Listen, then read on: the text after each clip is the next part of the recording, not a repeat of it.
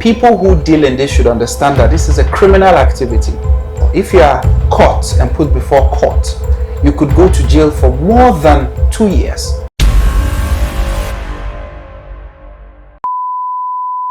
One would say they've never really heard of the Traditional Medical Practice Council. What really does the council do? The Traditional Medicine Practice Council is a council that was established by an Act of Parliament in the year 2000.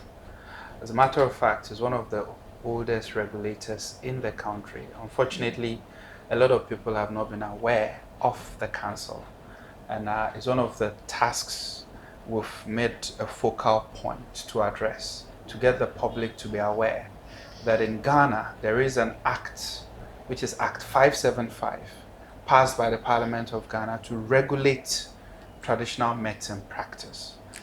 And what we do is essentially to promote traditional medicine, which in this case includes indigenous practice, herbal medicine practice, traditional birth attendants, traditional bone setters, and all forms of medicine that fall in the category of traditional, complementary, and integrative medicine, inclusive of massage and spa, chiropractic, homeopathy, naturopathy, Reiki healing, reflexology, and the list continues.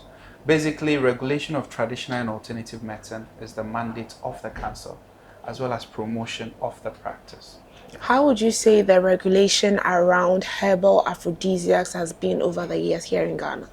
Generally, the subject of aphrodisiac is an interesting topic anytime it comes up, and I think even before becoming a registrar, I was asked to address an issue about aphrodisiac on, I think, one of these media stations. I've forgotten the name.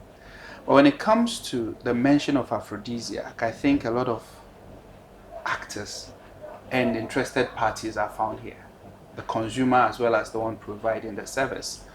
When it comes to the regulation of that sector, when it comes to traditional medicine, it's the same. So much interest in the space.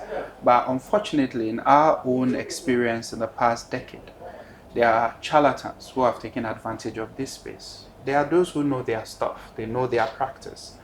But then we also have profit-driven individuals who have taken advantage of selling products that do not meet regulatory requirements just to take advantage of people who have genuine sexual related problems.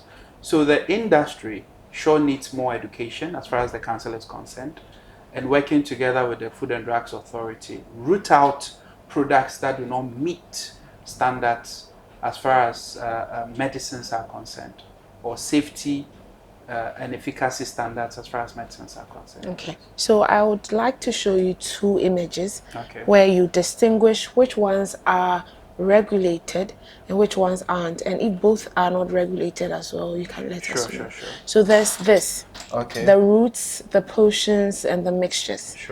Then there's this. These are packaged ones with visual images of what really the medicine would do. Thank you very much for this.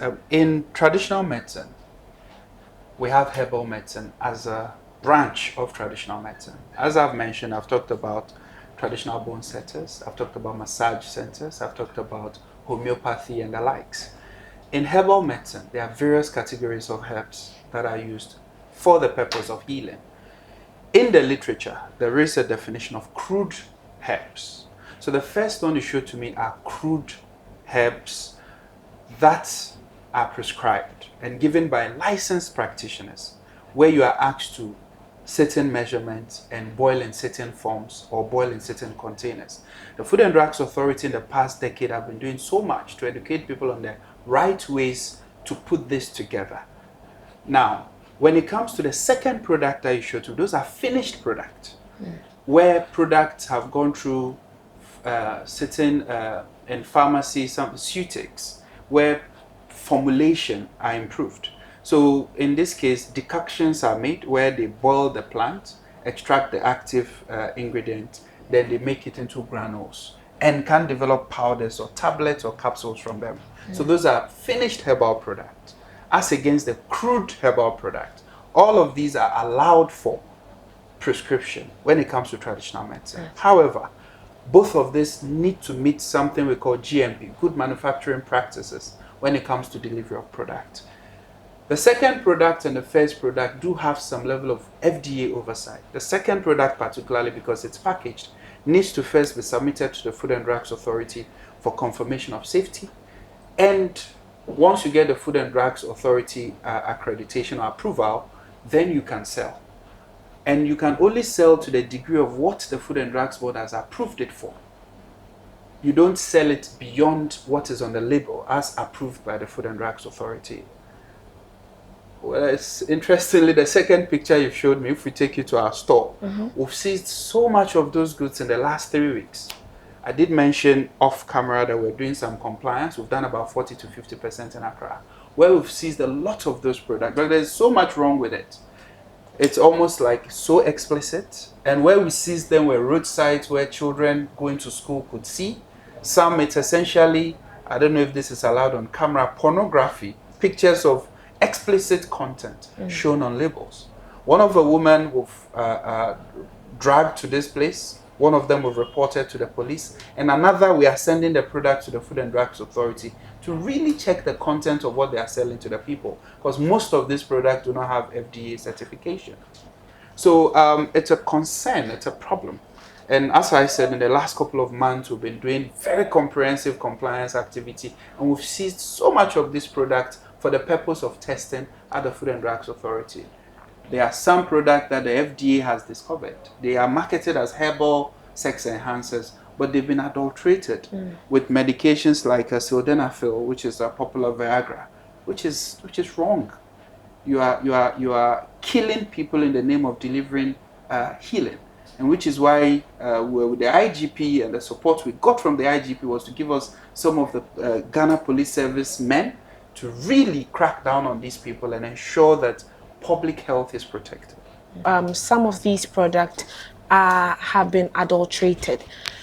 It will interest you to know that yesterday when our team went around trying to speak to some of these vendors or people who patronize some of these drugs or medication, it seems that they actually know what they are selling. They know what they are selling is unauthorized. Because some of the people chased us away, did not want to speak to us because according to them, when authorities know that this is what they are selling, they would come chasing them away. So it's not a matter of lack of education. They do know what they are selling. What are some of the steps or plans underway to curb some of these activities? Yes, so as I said, we were with the IGP thanks to the Honorable Minister who had directed that public health needs to be protected. So we've been on the field. However, as you did mention off camera, a lot of people do not know about the council. Because of some key challenges, the council hasn't been out there as it's supposed to in the past years. We are doubling down on a national compliance activity. We started with Accra. We'll be moving to other regions in coming weeks. Now, people who deal in this should understand that this is a criminal activity. According to the laws of the council, if you are caught and put before court, you could go to jail for more than 2 years. A court could fine you. A court could also fine you and also put you in jail depending on the severity of the crime that you are committing. So if there's any of such people that are listening to me now, they should understand that their actions are putting public health, are putting the lives of Ghanaians at risk. And the government would not hesitate to come down with all its powers to make sure they deal with such people who are out there putting the risk of Ghanaians, the lives of Ghanaians at risk.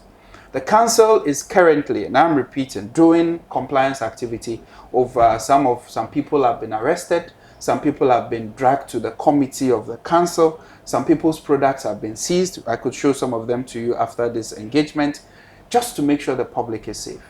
Yeah. But then what has been the collaboration so far, say with the FDA, with Consumer Protection Agency and other regulatory and monitoring agencies? Okay. As a CEO of the council, the registrar, I sit on the FDA board. Okay. Interestingly, this council also has the FDA board CEO on our board. So the framers of the act understand that it's a collaborative effort. Because whilst the FDA focuses on the product, we focus on the practice. So before you can even get your product through at the FDA, they require to see your practice license. So some of the things we are doing is to reinforce and communicate through the FDA that anybody who comes there to get a license for their product, let's be sure that they are a certified practitioner by insisting they get the license of a Tmpc. And the public should also be aware that all practitioners are supposed to have their license and display their licenses according to the law. And currently, the licenses now have QR codes. Okay. So whether you're a Wanzam or you're selling crude herbal product and Tmpc gives you a license, please, the public should look out for the QR code. Okay. Scan it. It will go back to our website to confirm that the person is a licensed practitioner.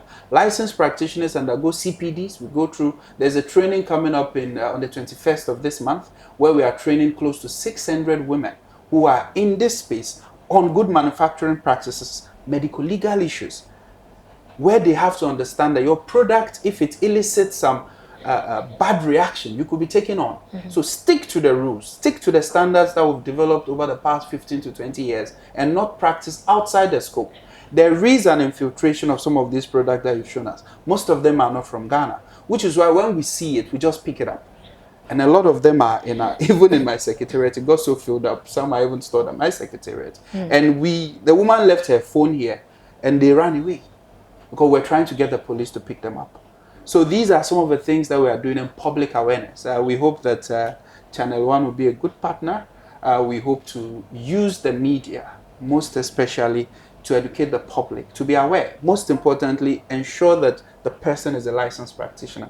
That way we can trace the person, we can arrest the person, because the person has their details with the council. Whilst we do that, we're also prosecuting, we're also following and then doing compliance and enforcement to ensure that the next couple of months, Ghana is more sane when it comes to some of these products in the name of aphrodisiacs. Because the moment we hear aphrodisiac, we lost it. Oh, if you take this medicine, you can stand on your feet for the next 2 hours. These are putting so much pressure on your heart. People have suffered stroke because of going in for some of these products. Let's talk to our doctors when we have some of these challenges. Let's not buy random unlabeled products out there because we want to satisfy our partners. But we as a council are also doing our best to protect the public from some of these, I would call them criminals, because some of them are, as you mentioned, aware that they are engaged in criminality. We, even as a council, when we go out there to enforce, it's not easy, which is why I say thank you to the IGP who gave us some men, because there are times where our officers are almost attacked by some of these people when they go to enforce and seize their product. So I would recommend that the next time you are going to them, go with some security, or you can inform us. We could get you a team to go along with you and ensure that what they need to do, they do it, and you are safe at the end of the day. Yeah, so lastly, you talk about how most of these products are not from Ghana. That means they are coming in through our borders. Don't you think it's high time the council liaised with, let's say, the customs, the port, to regulate the coming in of some of these products? Because definitely they come through our port and our borders. Thank you for this question. It's actually even immigration, for example. Right. I had an engagement with an officer in the upper borders of the country, somewhere after Pusiga.